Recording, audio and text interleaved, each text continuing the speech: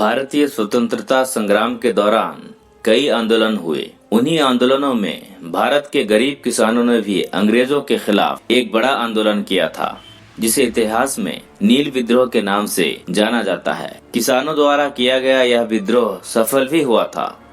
इनकी संगठित शक्तिशाली बल के आगे ब्रिटिश सरकार को झुकना भी पड़ा था। ऐसे में हमारे लिए इस विद्रोह के बारे में जानना दिलचस्प रहेगा। तो आइए करीब से जानते हैं नील विद्रोह से जुड़े रोचक इतिहास के बारे में। भारतीय नील के लिए ब्रिटिश अधिकारियों ने छोड़ी नौकरियां। अंग्रेजों का भारत में आने का पहला मकसद अपने उपनिवेशवाद को बढ़ावा देना था। उनमें यहाँ विभिन्न प्रकार की खेती भी शामिल थी। वे यूरोप की जरूरतों के हिसाब से भारतीय किसानों को उसकी खेती के लिए मजबूर करते थे। 18वीं शताब्दी के अंत तक ईस्ट इंडिया कंपनी ने अफीम व नील की खेती पर जोर देना शुरू कर दिया। ब्रिटेन में नील का प्रयोग छपाई आदि में किया जाता था। जैसे जैसे नील की मांग बढ़ने लगी, कंपनी भारत में नील की खेती बढ़ाने के लिए ठोस कदम उठाने लगी। बंगाल के साथ बिहार में भी नील की खेती तेजी से फैलने लगी थी। भारत की नील दुनिया भर के बाजारों में छा चुकी थी। खासकर भारत के बंगाल की नील में जो उच्च गुणवत्ता थी, वो किसी और देश के नील में नहीं थी।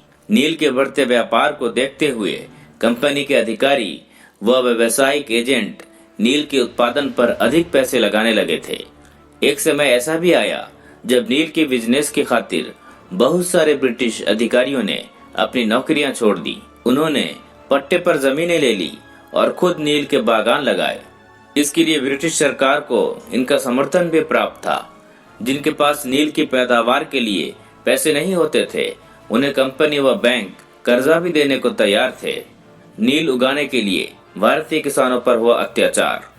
अंग्रेजों को अपने नील के बागान में खेती के लिए भारतीय किसानों के साथ मजदूरों को भी आवश्यकता थी। ऐसे में अंग्रेजों ने दो तरीके से नील की खेती करनी शुरू कर दी।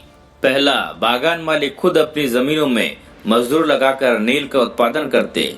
इसके लिए मजदूरों को अपनी जमीन मजबूरन लीज पर देनी पड़ती थी। दूसरा, बागान मालिक रैयतों के साथ समझौता करते। इसके लिए वो अनुबंध पर किसानों के दस्तखत कराते। फिर उन किसानों को नील उगाने के लिए कम ब्याज दर पर नकद कर्जा मिल जाता था। इन कर्जा लेने वाले रैयतों को अपनी जमीन के 25% भाग पर नील की खेती करनी पड़ती थी। बागान मालिक बीज वगैरह का इंतजाम कर देते, मगर किसानों को मिट्टी तैयार करने, बीज बोने से लेकर उसकी देखभाल सब करना पड़ता। जब कटाई के बाद फसल को बागान मालिक के हाथों सुपुर्द कर दिया जाता, तो दोबारा वही चक्र कर्जा इत्यादि का शुरू हो जाता। इससे किसानों को बड़ी परेशानी होती थी। उनके सामने एक मजबूरी ये भी थी कि जिस वक्त नील की खेती होती थी, उसी वक्त धान की भी खेती होती थी। ऐसे में बागान मालिकों को मजदूर मिलने में भी काफी दिक्कतों का सामना करना पड़ रहा था। एक समय ऐसा आया जब नील उत्पादन के लिए किसानों को मारा पीटा जाने लगा। उनसे जबरदस्ती नील की खेती कराई जाती। वो हमेशा कर्जे तले दबे रहते। किसानों को उनके सबसे उपजाऊ जमीन पर नील की खेती करनी पड़ती, मगर नील की खेती के साथ एक ये भी परेशानी थी कि उसकी जड़ें बहुत गहरी होती थीं। वह मिट्टी की सारी ताकत खींच लेती। इसकी वजह से नील की कटाई के बाद वहां धान की खेती नहीं की जा सकती। इन सभी परेशानियों को देखते हुए बंगाल के किसान अंग्रेजी हुकूमत से बगावत करने का दमखम भरने लगे। फिर शुरू हुआ नील विद्रोह। 1859 में बंगाल के हजारों रैयतों ने नील की खेती से इनकार कर दिया।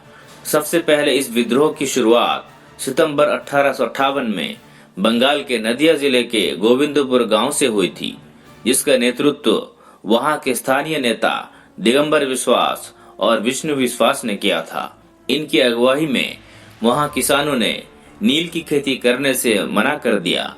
देखते ही देखते यह विद्रोह 1860 तक बंगाल के मालदा, ढाका, पावना जैसे कई क्षेत्रों में फैल गया। 1860 तक इस विद्रोह ने पूरे बंगाल में भूचाल ला दिया था। किसानों की एकजुटता से इस विद्रोह को बहुत बल मिला। जैसे जैसे विद्रोह बढ़ता गया, रैयतों ने बागान मालिकों को लगान चुकाने से भी इनकार कर दिया। किसान यही नहीं रुके, कल तक खेतों में चलने वाले हथियार नील की फैक्ट्रियों पर हमले के लिए इस्तेमाल किया जाने लगा। पुरुषों के साथ महिलाएं भी इस विद्रोह में कूद पड़ी थीं। बागान मालिकों के लिए कामकाजी वर्गों ने भी सामाजिक बहिष्कार कर दिया। जब कोई एजेंट लगान वसूलने जाता तो उनको पीट कर भगा दिया जाता। किसानों ने कसम खा ली कि न वो नील की खेती करेंगे और न ही बागान मालिकों की खौफ से चुप बैठेंगे। इनके विद्रोह को तब और बल मिल गया जब वहां के मजबूर जमींदारों ने भी इनका समर्थन करने का फैसला किया।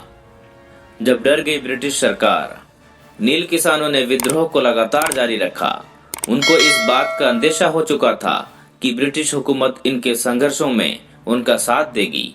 इसके पीछे एक वजह यह थी कि 1857 की क्रांति के बाद ब्रिटिश अधिकारी बिल्कुल सचेत हो चुके थे। वे किसी भी तरह के आंदोलन में ढिलाई नहीं बरतना चाहते थे। ऐसे में ब्रिटिश हुकूमत को भारतीय किसानों के इस बढ़ते नील आंदोलन से डर लगने लगा। वो किसी भी प्रकार से इस विद्रोह को शांत करवाना चाहते थे। कहा जाता है कि किसानों की एकजुटता ने वो काम कर दिखाया था कि ठंड रातों में भी अधिकारियों को जगह जगह दौरा करना पड़ता था। हुकूमत ने लिया कड़ा फैसला। जैसे जैसे विद्रोह उग्र होता गया, कलकत्ता के एजुकेटेड लोग भी इन गरीब किसानों के साथ देने लगे। पत्रकारों व लेखकों का समूह इन नील वाले शहरों की तरफ जाने लगा।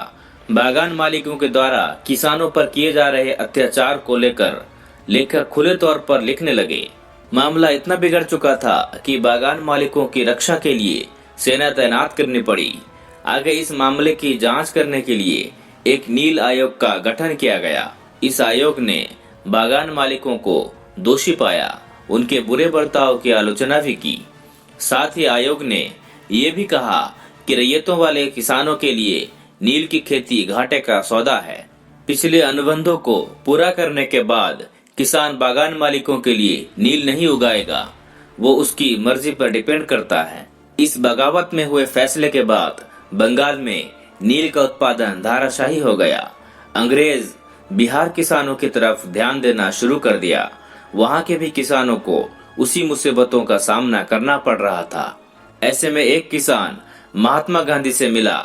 वो उनसे बिहार के नील किसानों की दुर्दशा देखने को संज्ञान में लेने को कहा। इसी के बाद ही 1917 में महात्मा गांधी ने नील बागानों के खिलाफ चंपारण आंदोलन की शुरुआत की थी।